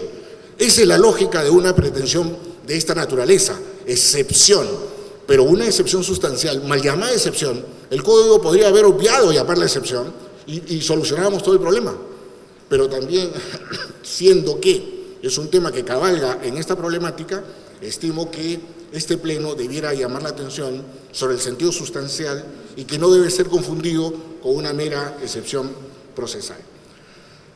Por tanto, y con esto termino, si al final estamos ante un hecho notorio de invalidez, y comparto la tesis del doctor Mejorada, hecha suya también por el doctor Forno, sobre hay que ampliar la frontera, no basta invalidez.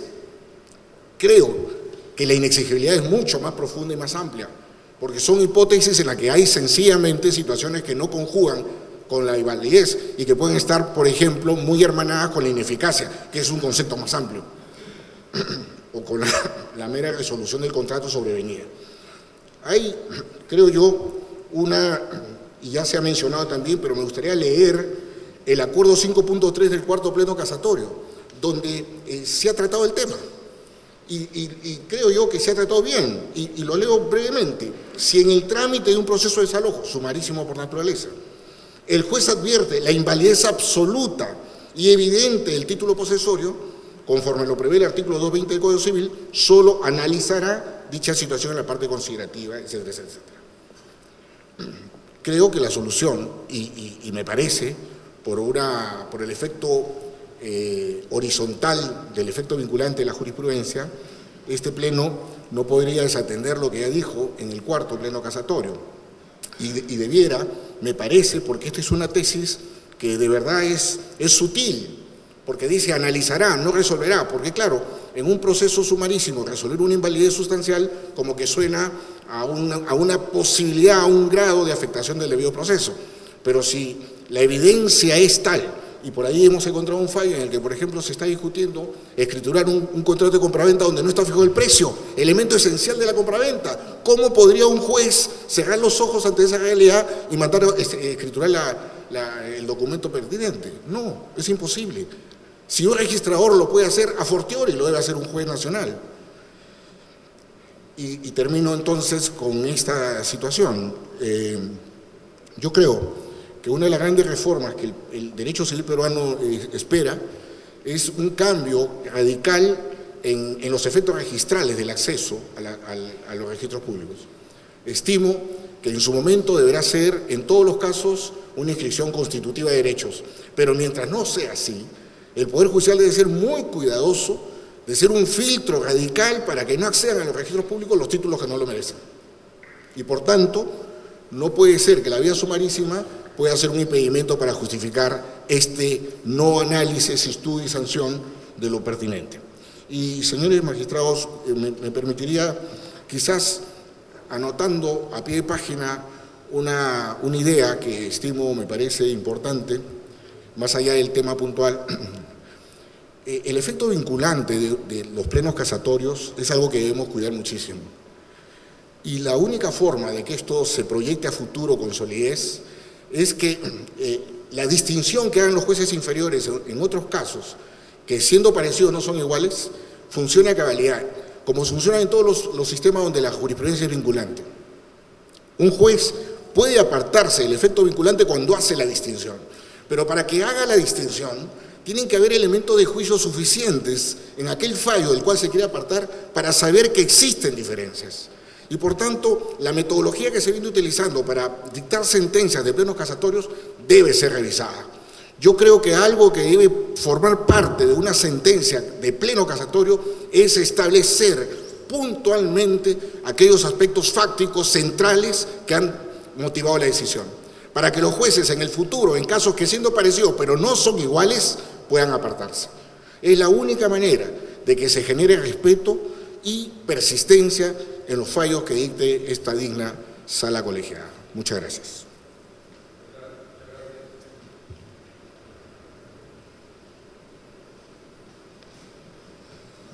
Gracias, doctor Nelson Ramírez. Señores, vamos a pasar a una etapa de preguntas por parte de los señores jueces aquí presentes.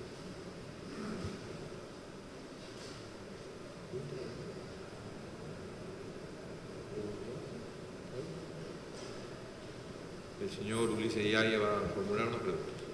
Muchas gracias, presidente. Muchas gracias a los miembros de la curia. Muy interesantes todas sus disertaciones. Me parece haber entendido al doctor Nelson Ramírez, estimado doctor, que es de la posición que en los casos en los cuales no se haya pagado el saldo del precio, no debería otorgarse escritura pública. Yo me pregunto, ¿dónde queda esta necesidad del tráfico comercial, de la inscripción registral? Si aun cuando eso haya ocurrido, el derecho del vendedor es a reclamar en la vía respectiva el pago del saldo e incluso la existencia de la hipoteca legal, en caso tenga que escribirse el acto cuando hay un saldo impago. Sin perjuicio, por supuesto, el análisis que tenemos que hacer en pleno respecto a la posibilidad de entrar a analizar la validez o no del acto jurídico cuya escrituración se pretende, que es el tema central de este pleno casatorio. Esa duda me aborda, doctor Nelson Ramírez, ¿no? ¿Cómo no hacerlo si existe la posibilidad de la exigencia del crédito por parte del vendedor, en tanto el precio esté impago, y la existencia también de la posibilidad de que la inscripción futura esté sujeta a una hipoteca legal?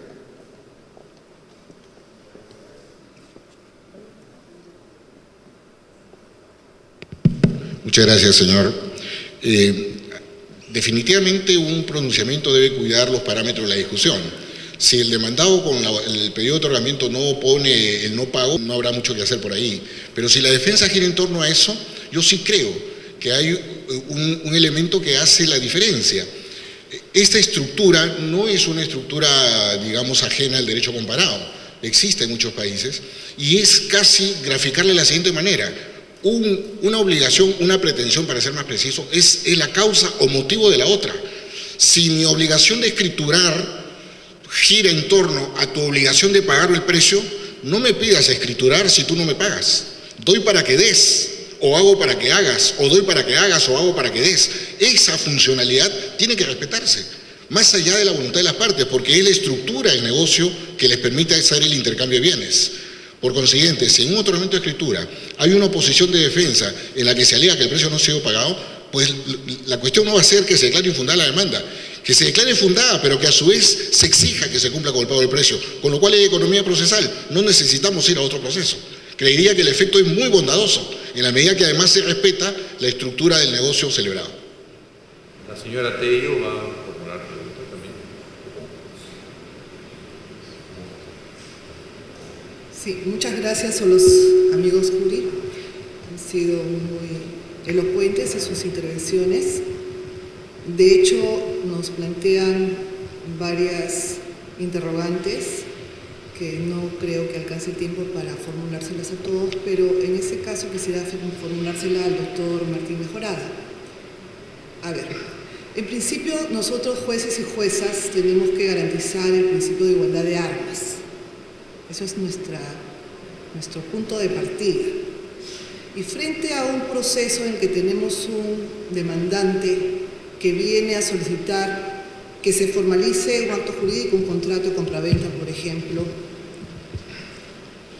de pronto va a tener, según la posición prácticamente unánime que hemos escuchado, un fallo que no solamente le va a ser contradictorio, sino que además, y en términos coloquiales, iría por lana y saldría trasquilado.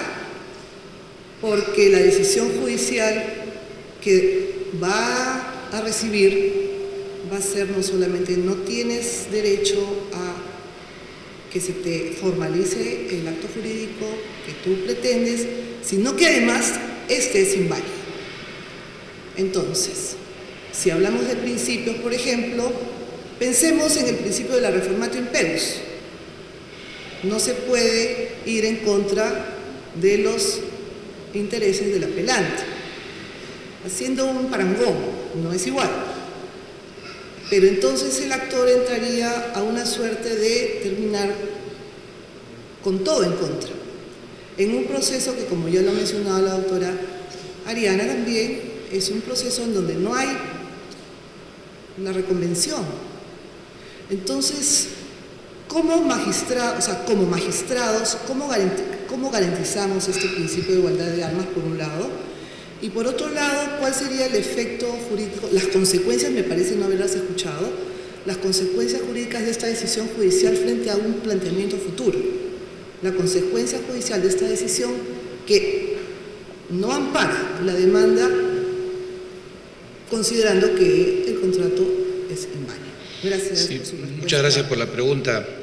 En realidad, mi posición es que, debiendo en el proceso de otorgamiento de escritura evaluarse la validez o exigibilidad del acto cuya formalidad se solicita, la decisión negativa de que no se le va a otorgar la escritura pública no supone la declaración de invalidez o inexigibilidad. Se sustenta en esa consideración, pero no declara la invalidez o inexigibilidad. Como que cuando es estimatoria y se acepta el pedido de otorgamiento de escritura, tampoco es una declaración de validez o exigibilidad. Son las consideraciones para tomar la decisión, pero no hay tal declaración, precisamente porque estamos en un proceso donde la verificación no es sustantiva, no es de fondo. Las consecuencias por las que se pregunta son fundamentales, porque siendo esto así, si la demanda fue declarada infundada en consideración a que el juez ha considerado que en apariencia hay un problema de validez, eso no significa que el acto es irremediablemente inválido. Podrá a quien se le negó esta escritura en la vía sumarísima recurrir a la vía lata y demostrar ahí que su acto sí es válido, con las pruebas que no pudieron actuarse en la vía sumarísima. Insisto por eso que ocurre aquí exactamente lo mismo que en el desalojo del precario. Cuando el desalojo es declarado fundado, no significa que el demandante es el propietario y que el demandado definitivamente es un ilegítimo. Solo que en la verificación sumaria ha resultado esa impresión y ese va a ser el efecto, la salida inmediata, lo que no implica que en el proceso lato pueda revertirse la situación.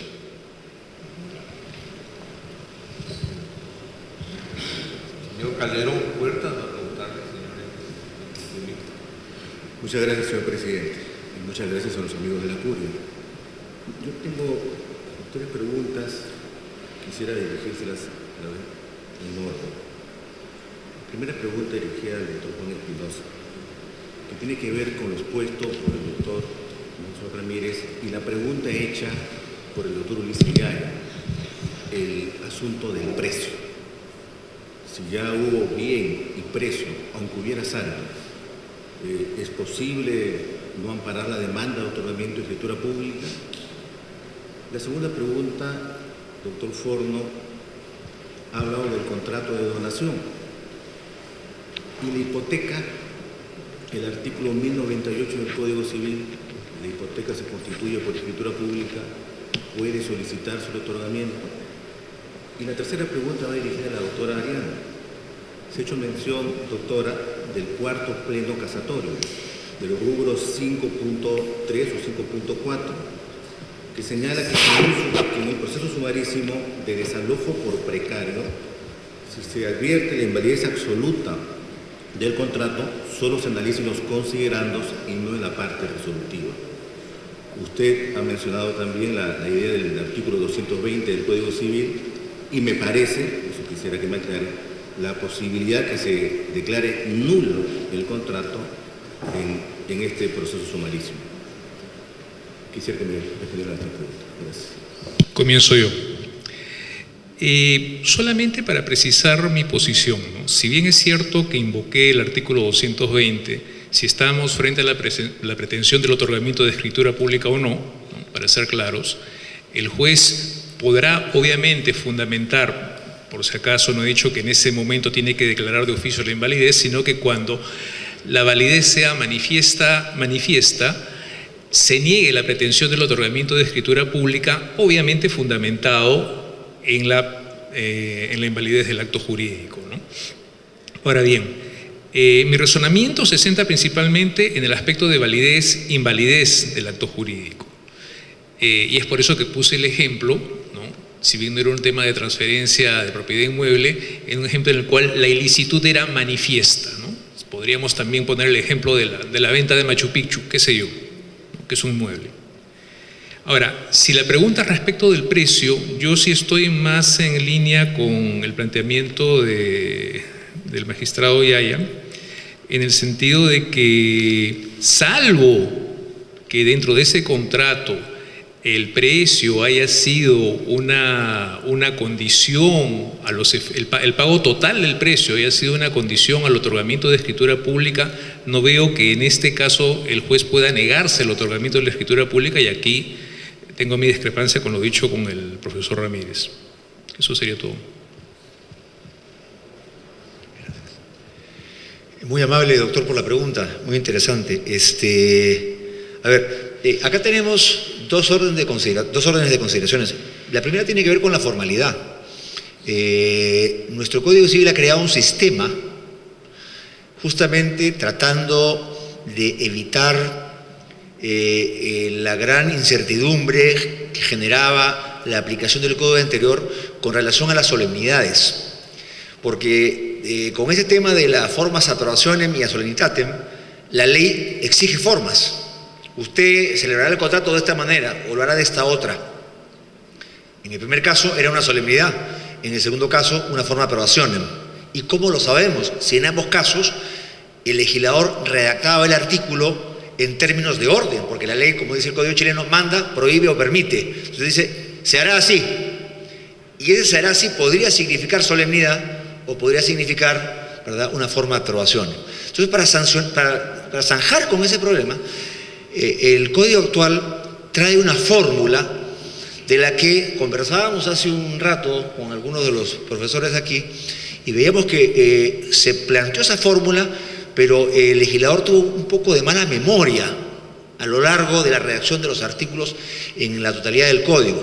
La fórmula es que si el legislador, o sea, si la ley señala una forma y no cuida de advertirnos que la inobservancia acarrea la nulidad, entonces esa forma no es una solemnidad, es solo un medio de prueba.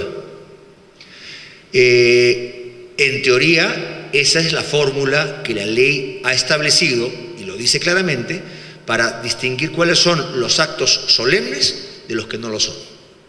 Entonces, en el caso de la hipoteca, la ley señala que la hipoteca, ¿verdad?, se debe constituir por escritura pública, pero no señala que esa solemnidad lo es porque no observarla acarrea la nulidad del contrato. Entonces, acá podemos hacer una discusión sobre si es un olvido del legislador y debió señalar bajo esa nulidad, o deliberadamente el legislador quiso establecer esa forma, ¿verdad?, como una forma de aprobación. Lo cierto es que finalmente ese contrato tendrá que acceder al registro y para poder acceder al registro requerirá de una escritura pública, como lo ocurre en el caso de la compraventa o de los otros actos inscribibles. Entonces, si nos atenemos a que ese artículo no sanciona con nulidad la inobservancia y aplicamos la fórmula legal que establece la ley, entonces ese contrato de hipoteca no es solemne, que es lo que yo creo. Lo cual no significa que no se tenga que otorgar luego la escritura pública para poder acceder al registro, pero el contrato de hipoteca se habrá celebrado porque no es solemne, y entonces el interesado acudirá al Poder Judicial a decir: tengo un contrato de hipoteca válido que no está escriturado, mi contraparte no quiere otorgar la escritura, señor juez, usted ordene que se otorgue esa escritura pública. De lo contrario, habría que sostener, tesis que yo no comparto, que esa es una solemnidad, que no hay tal contrato de hipoteca mientras no se haya otorgado la escritura pública, y entonces no se puede invocar la existencia del contrato para pedir, ¿verdad?, una mera formalidad. Ese contrato será nulo por defecto de forma y simplemente no será posible que el juez atienda la petición de otorgar la escritura pública. Muchas gracias. Bueno, quisiera aclarar una cosa respecto de su pregunta. Siempre sobre este sumarísimo, que parece que la palabra sumarísimo causa mucha confusión. Eso, si el legislador tuvo la idea de que fuera, porque el problema que usted me plantea valdría en un conocimiento, en un abreviado, en un sumarísimo. O sea, no altera el escenario el que sea sumarísimo, pero la palabra esta causa un gran influjo. De hecho, el legislador no quiso usar la palabra ordinario, le puso proceso de conocimiento y le puso abreviado, y al otro sumarísimo, que bien hubiera podido ponerle abreviadísimo, ¿no? O brevísimo, que brevísimo no es, porque si uno ve luego, este proceso ha durado casi 3 años, o sea, un sumarísimo es sumarísimo en el papel, ¿no? Ahora, lo que usted me plantea es que si yo estoy de acuerdo en buena cuenta con lo que se puso en la anterior sentencia del cuarto pleno. Obviamente es más o menos del mismo tema, y es cuál sería la metodología en el caso, el método a seguir cuando se levanta una cuestión, que la levanta de oficio el juez, y cómo se pone en definitiva en su decisión, ¿no? ¿Dónde se pone? Que si se pone en el fallo o se pone en la motivación, ¿no?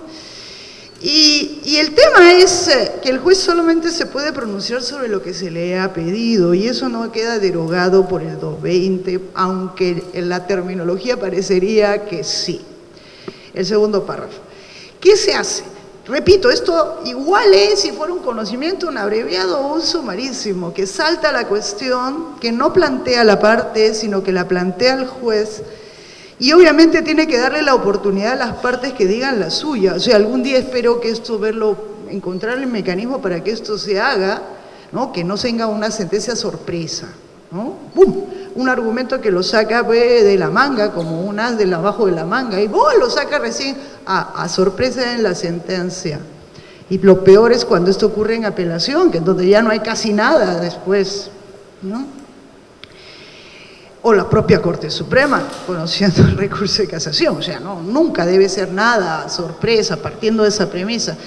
Lo segundo es, ¿qué hace? El 220 parecería inducirnos que el juez puede declarar de oficio. Está esta expresión, si no me equivoco, es con cargo a confirmar, no viene de lo utilizado en el Código Argentino, que también usa la expresión declarar. No sé de dónde viene, porque eso ya estaba dicho en el Código del 36 y no puede haber sido ni el Código Suizo ni el Código Alemán porque no la tienen. Simplemente no dicen eso, no sé de dónde salió, lo más probable es que fuera, pues quizá influencia de Vélez, no lo sé. Esto de declarar, pero ¿dónde se declara? Uno dice, bueno, se declara en el fallo. Esto no es en realidad, es una apreciación oficiosa, un análisis, si queremos usar la expresión del profesor mejorada. O sea, es un análisis oficioso, nadie lo ha planteado, ninguno de los dos, pero está dentro de los poderes del juez, en este caso es obvio, pues es el hecho constitutivo, ¿no? Aquí lo que está en juego es el hecho constitutivo de la pretensión, la validez del...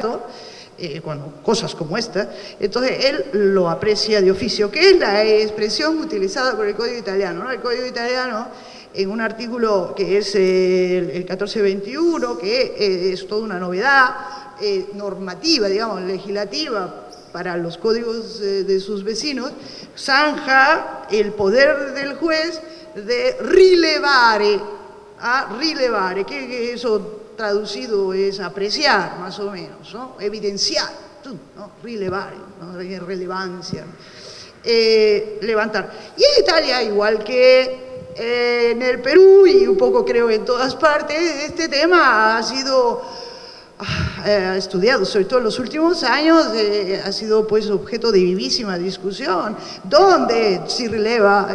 ¿Y cómo se refleja si se falla en el fallo o no en el fallo? Pues obviamente si solamente es un hecho, yo aprecio el hecho, la circunstancia de la invalidez, eso no se declara, eso se aprecia y es el fundamento por el cual no se le da, en casos como estos, la razón al demandante. La pregunta, por lo tanto, yo pienso, lo tengo por escrito, pero el tema ha evolucionado también en mi cabeza, ¿no? El tema, lo tengo escrito hace muchos años, que no se declara en el fallo, se aprecia en la motivación, se dice, porque esa es la razón por la cual, la ratio decidendi, la razón por la cual no se le da la razón al demandante. El problema viene si eso que está en motivación produce efectos hacia afuera, que es donde me quedé en mi intervención y aprovecho la ocasión, si me lo permiten. Si eso hace en buena cuenta, hablando en palabras sencillas, cosa juzgada sobre la validez. Esto es un tema arduo, de largo aliento. Yo pienso, entonces, no se declara en el fallo porque nadie lo ha pedido, es el fundamento. O sea, quedando fijo, en casos como estos, en donde en buena cuenta se está pidiendo el cumplimiento, pues obviamente se deniega el cumplimiento porque el acto está viciado. ¿Hace cosa juzgada? Ese es el gran tema. Olvidémonos que sea sumarísimo, porque este efecto dice el sumarísimo. Todos los días se tramitan sumarísimos y lo que se resuelve es cosa juzgada. Vamos, si yo estoy dentro de los límites de la cuantía, lo que se decide ahí no es que sea provisorio porque es sumarísimo. No es provisorio, además nosotros no conocemos ni eso cuando deberíamos conocerlo. Obviamente hace cosa juzgada. El tema es si una cuestión apreciada incidenter tantum, en el caso concreto, hace o no hace cosa juzgada. Yo pensaba que no hace unas semanas. porque es algo decidido incidenter tantum. Y entonces no precluye la posibilidad de que se vuelva a discutir en otro proceso, porque justamente ha sido tratado como cuestión, solamente es cuestión. Pero pensando y repensando, en parte, es un tema todavía no madurado bien, yo creo que sí, incluso si se declara fundada. Si yo declaro fundada, el juez declara fundada la demanda de otorgamiento de escritura partiendo de la premisa que ha tenido que analizar la validez del acto, él está diciendo por implícito que el acto es válido.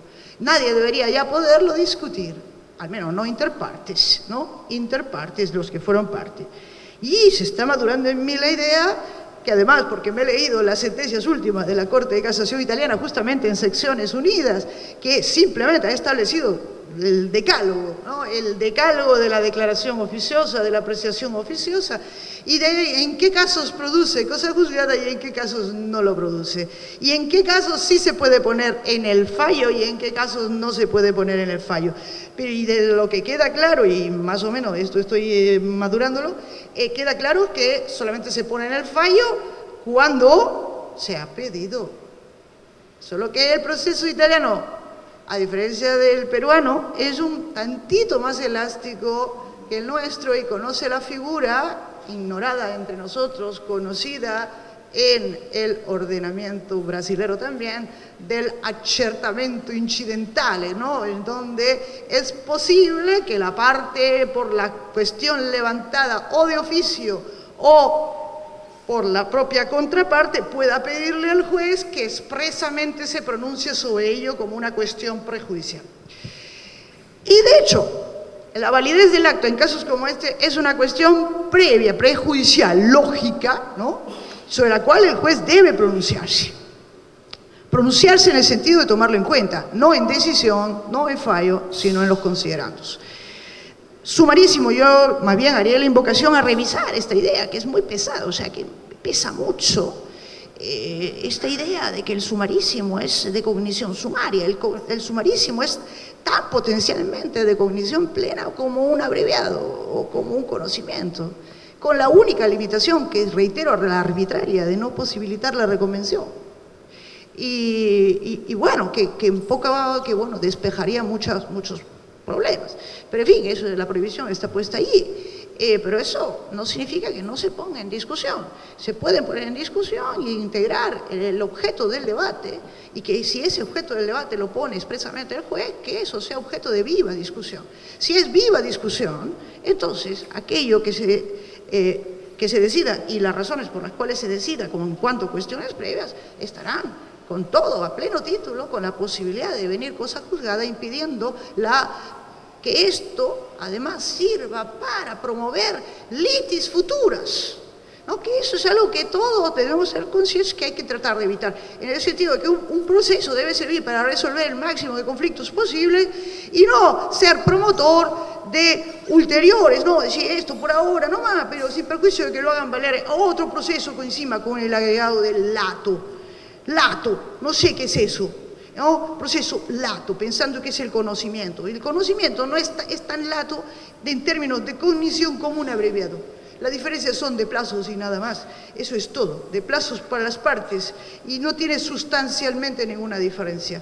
Así es que bueno, no en el fallo, sí en la motivación como una cuestión prejudicial lógica, que es lo que justifica la decisión, poniendo un punto interrogativo, simplemente estimulando la reflexión sobre el tema, si esto tiene aptitud o no de devenir cosa juzgada para precluir en positivo, cosa juzgada positiva, que sea válida en otros procesos que ulteriormente pudieran promoverse.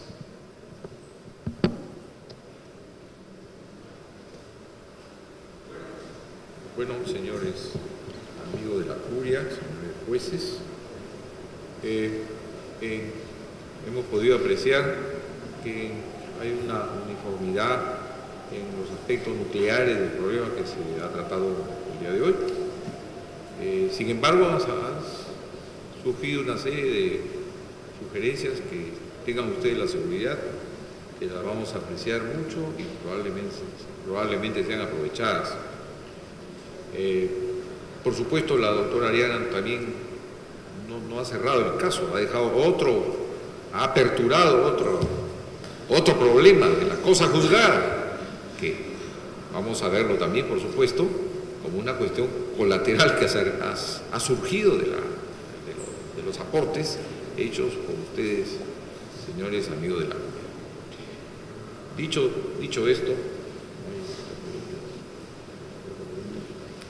esto, señores, clausuramos este pleno jurisdiccional agradeciendo a los participantes en el mismo por su concurrencia a este evento tan importante para la jurisprudencia peruana. Muchas gracias, señores. Buenos días. Señor secretario.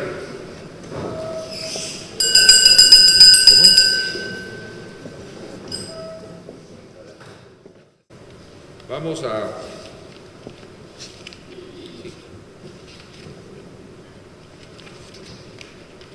iniciar la intervención de los amicus curiae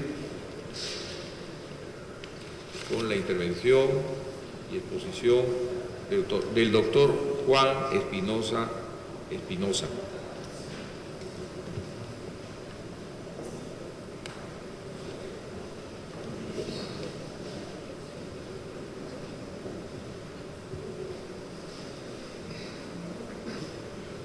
Voy a ser particularmente breve.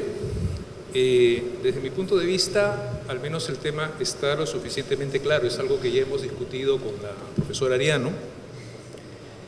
Yo entiendo de que el tema tiene aristas procesales y aristas sustantivas. No pretendo referirme a la parte procesal, sino quiero verlo, el tema desde el punto de vista sustantivo. Y un poco le robo la idea a la profesora Ariano. Parece que ha pasado desapercibido el artículo 220 del Código Civil, el que dice que la nulidad que se refiere al artículo 219 puede ser alegada por quienes tengan el interés o por el Ministerio Público. Puede ser declarada de oficio por el juez cuando resulta manifiesta y no puede subsanarse por la confirmación. Entonces, si en un proceso por otorgamiento de escritura pública, el juez competente advierte una nulidad manifiesta, sería una percepción limitada decir que el juez solamente tiene que ver el aspecto formal.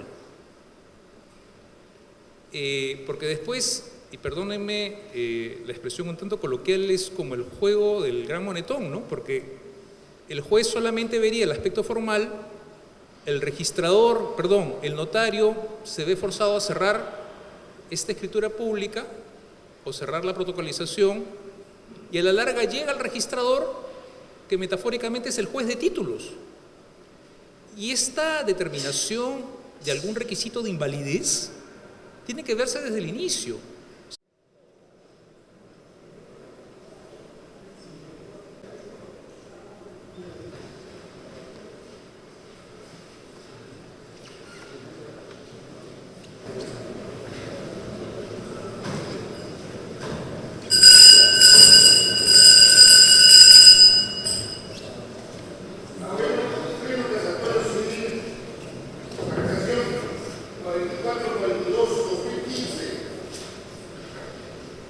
Bien.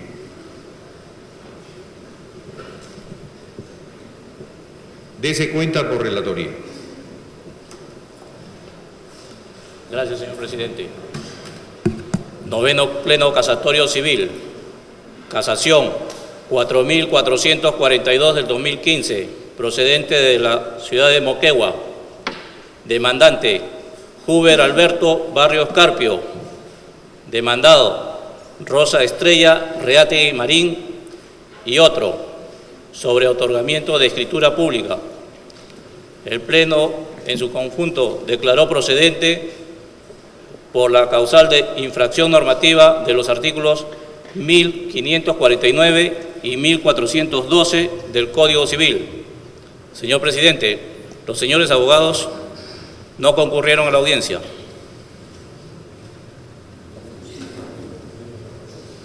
Bien, señor relator. Gracias. En primer lugar, señores jueces supremos de las salas civiles de la Corte Suprema de la República, señores amigos de la Curia, público en general. Me honra mucho presidir este 9º Pleno Casatorio Civil, en el que se van a exponer las posiciones de las partes y las ponencias de los amigos de la Curia respecto a un tema que consideramos muy importante y además controvertido, no solo desde el punto de vista jurídico, sino económico, como lo es el proceso de otorgamiento de escritura pública.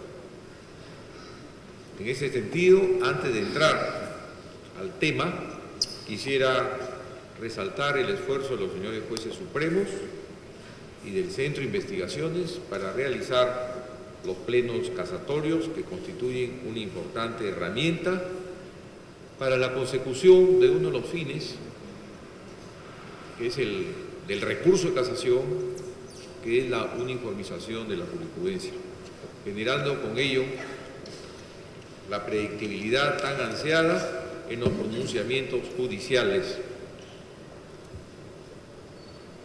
y la seguridad jurídica, por cierto. Respecto a lo que es materia de este pleno casatorio, hemos advertido que en el ámbito jurisdiccional existen pronunciamientos contradictorios entre los jueces al resolver el asunto, el tema del otorgamiento de la escritura pública.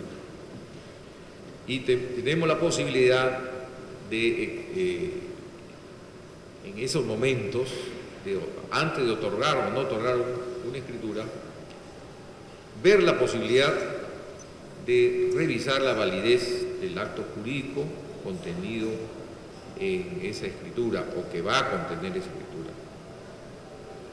Hay jueces, por supuesto, que consideran factible este análisis, porque hay otros que no lo consideran factible, dado que se trata de un proceso sumario que no puede ni debe verificarse la existencia o deficiencia de un acto jurídico.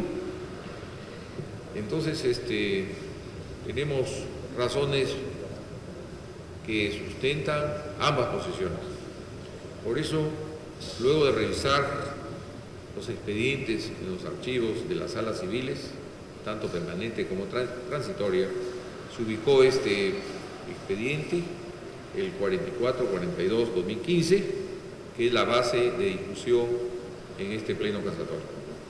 Dicho esto, señores aquí presentes, señores jueces supremos, damos la bienvenida y damos inicio a este 9º pleno casatorio con la intervención de los amicus Curia que han sido invitados en esta oportunidad. Muchas gracias. Señor relator, pasamos al siguiente punto. Eugenia Ariano Dejo.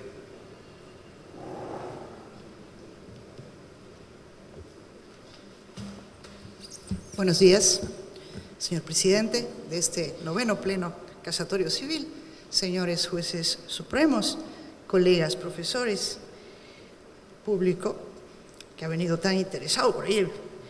Este tema que aparentemente es sencillo, pero que tiene un gran trasfondo, no es sencillo para nada. De todas las resoluciones que me han alcanzado, hay ciertamente las dos posiciones extremas y hay una intermedia, pero en todas ellas se menciona algo que creo que es el gran problema, ¿no? Que es que el proceso de otorgamiento de escritura se dice reiteradamente, y leo una de las últimas, que es una casación, es este mismo número. Es este caso, qué raro, viene con el mismo número. Se dice, ¿no? Perdón. Es la casación 3795-2014, donde se dice, fundamentalmente, que reiteradamente el Tribunal Supremo, que en los procesos de otorgamiento de escritura tienen como finalidad formalizar un acto preexistente. ¿No? Nada más, nada más. Y segundo, la otra idea, que es donde voy a incidir,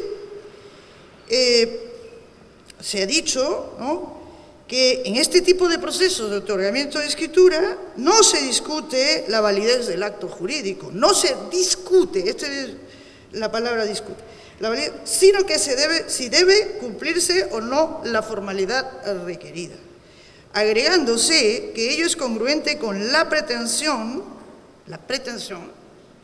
y con la calidad sumarísima del proceso que impide discusión sobre temas que deben dilucidarse en procesos plenos. Y este es el gran problema, esto último, que para mí es el gran... O sea, no se trata de ser medio juez o parcialmente juez.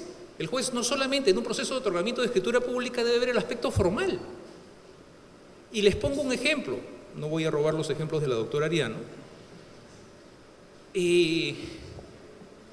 Lo menciono porque lamentablemente nuestro país es un país con amnesia histórica, un caso que llegó al Poder Judicial, el contrato mafioso que hizo Vladimiro Montesinos con los Crucillat de la venta de la línea editorial de Canal 4, ¿no?, en el cual, por aparentar ante la comunidad del Canal 4 que apoyaba la reelección presidencial de Fujimori, Vladimiro Montesinos pagaba $2 millones mensuales, con título valor de garantía. Todo eso se ha visto en el Poder Judicial en el proceso penal. Imaginémonos que ese documento, obviamente haciendo un ejercicio, tenga un problema de formalidad y se exija, mediante un proceso de otorgamiento de escritura pública, que se cumpla con esa formalidad. ¿Cómo es posible que un juez solamente se limite a decir de que tiene que ver el aspecto formal? Forzosamente tiene que ver todos los elementos integrantes del acto jurídico, ¿no? Recordemos el artículo 140 que nos habla del agente, del sujeto, del objeto, que sería la relación jurídica, de la causa, la razón determinante del acto jurídico. Entonces, no es posible que el juez, repito, lo veo desde el punto de vista de derecho sustantivo, solamente incida en el aspecto formal, repito, cuando se trata de una nulidad manifiesta. Entonces, si la pregunta es, ¿el juez en un proceso de otorgamiento de escritura pública solamente debe ver el aspecto formal o debe ver en su integridad los requisitos de la validez del acto jurídico? La respuesta es que sí, debe verlos en su integridad. Y el sustento normativo lo encontramos en el artículo 220, que está facultando al juez a declarar de oficio la nulidad cuando ésta resulte manifiesta. No pretendo decir que en el proceso de otorgamiento de escritura pública declare la nulidad, pero sí en todo caso declarar fundada o infundada la pretensión en atención a los requisitos de validez. Eso sería todo. Muchas gracias, doctor Espinosa. Vamos a escuchar a la doctora